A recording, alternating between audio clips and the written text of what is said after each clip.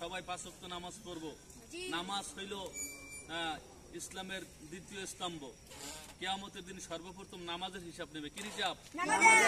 রাসূল পাক সাল্লাল্লাহু আলাইহি ওয়াসাল্লাম বলেন, আউয়ালু মা ইউহাসাবু বিহিল আবদি ইয়াউমাল কিয়ামাতিস সালাহ, যে কিয়ামতের দিন সর্বপ্রথম নামাজের হিসাব নেওয়া হবে।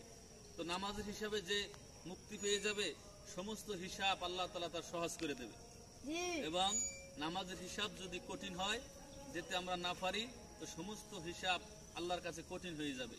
এজন্য আমরা মুসলমান, আমাদের নবী মুহাম্মদুর রাসূলুল্লাহ সাল্লাল্লাহু আলাইহি সাল্লাম, আমাদের ধর্ম হলো ইসলাম, আমাদের কিতাব হলো কোরআন, আমাদের রব হলো আল্লাহ। আমরা হইলাম মুসলিম। আমরা কি মুসলিম? আমরা মুসলিম। এজন্য আমাদের দুনিয়াতে কোনো মালিকের যদি আমরা কাজকর্ম করি, ওই মালিককে ফাঁকি দিলে মালিক আমাদেরকে কাজে নেবে?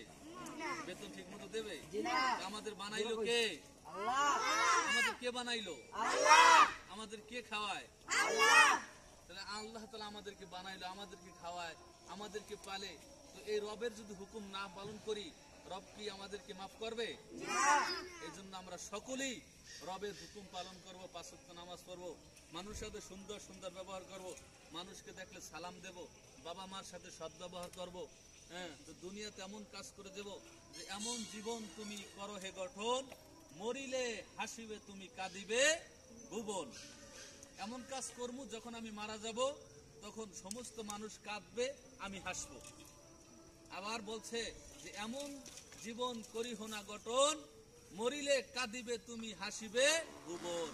মানে তুমি এমন কাজ করিও না, তুমি কাঁদবা, দুনিয়ার মানুষ হাসবে, এই কাজ করিও না। তো এমন জীবন করো গঠন, মরিলে হাসিবে তুমি কাঁদিবে ভুবন। আল্লাহ তাআলা আমাদের সবাইকে যেন সঠিক পথে থাকিয়া, আল্লাহ এবং ইসলামের পথে থাকিয়া বাকি জীবনটা পরিচালনা করার তৌফিক দান করুন।